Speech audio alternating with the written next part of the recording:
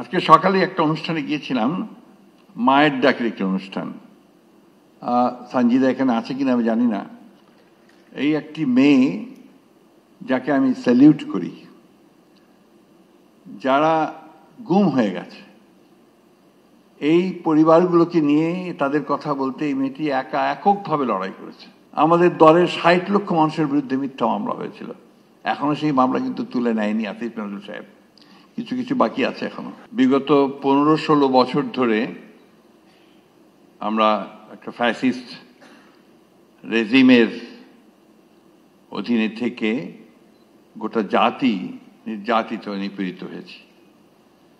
আমার এখনো মনে পড়ে, এই কথা আমি বলতে চাই এই জন্যে যে যেদিন কেয়ারটেকার গভর্নমেন্ট সিস্টেমকে আপনার বাতিল করা হলো, সেই দিন আমাদের সামনে বসে আছেন আমার দেশ পত্রিকার সম্পাদক Mahmudur Rahman.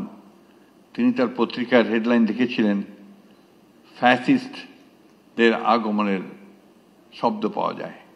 So for I remember. এবং আমরা তখন থেকেই এই ফ্যাসিস্ট আওয়ামী লীগ সরকারের বিরুদ্ধে আমাদের কথা বলেছি, আমাদের প্রতিবাদ করেছি। এবং আপনারা ইতিমধ্যেই শুনেছেন আমাদের রাজনৈতিক বন্ধুদের কাছে যে আমাদের তখন থেকেই আমাদের অসংখ্য নেতা কর্মী তারা তাদের নির্যাতনের শিকার হয়েছেন, হত্যার শিকার হয়েছেন, এবং বিচারের নামে অনেক রাজনৈতিক নেতা এবং আলেম উলেমাদের এবং রাজনৈতিক নেতৃবৃন্দকে হত্যা পর্যন্ত করা হয়েছে। সেই সময় আমি আগের কথা বলছি। আমি ধন্যবাদ জানাতে চাই জাতিসংঘের মানবাধিকার কমিশনকে, যে আমাদের মাননীয় প্রধান উপদেষ্টা আহ্বানে সাড়া দিয়ে তারা অতি দ্রুত এখানে এসছেন এবং জুলাই আগস্টে যে হত্যাকাণ্ড, সেই হত্যাকাণ্ডের উপরে তারা ইনভেস্টিগেট করেছেন, তার রিপোর্ট তারা খুব দ্রুত দিয়েছেন। কিন্তু এর যে শুরুটা, এটা তো অনেক আগে থেকেই, এই ১৫-১৬ বছর ধরে অত্যন্ত সুপরিকল্পিতভাবে, অত্যন্ত একেবারে কনসার্টেড ওয়েতে গণতন্ত্রকে ধ্বংস করা, মানুষের অধিকারগুলোকে বিলীন করে দেওয়া এবং একটা একদলীয় শাসন ব্যবস্থাকে এস্টাবলিশ করার জন্যই কিন্তু কাজগুলো তারা করে গেছে। আমি আমার অন্তরের অন্তঃস্থল থেকে যারা এই দীর্ঘ আন্দোলনে শহীদ হয়েছেন, বিশেষ করে জুলাই আগস্টে আমাদের সন্তানেরা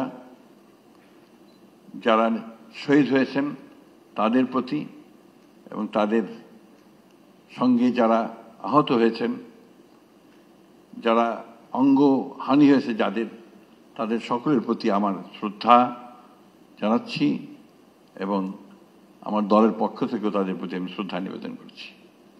আজকে সকালে একটা অনুষ্ঠানে গিয়েছিলাম, মায়ের ডাকের একটি অনুষ্ঠান।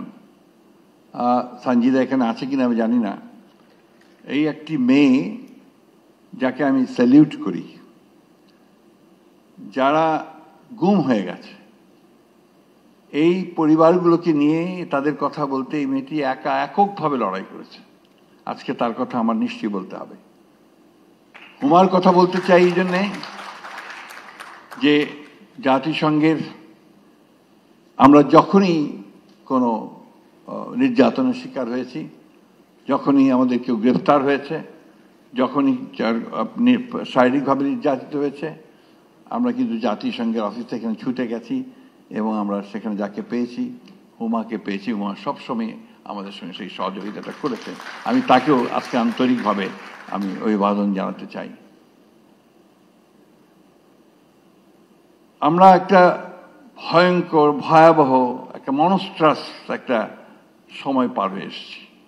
আমি বারবার ওই কথাগুলো বলেই নিজেকে এবং আপনাদের সকলকে আমি ভারাক্রান্ত করতে চাই না, কিন্তু এটা সত্য যে সেই সময়টা ছিল আমাদের জন্য একটা ভয়ঙ্কর সময়।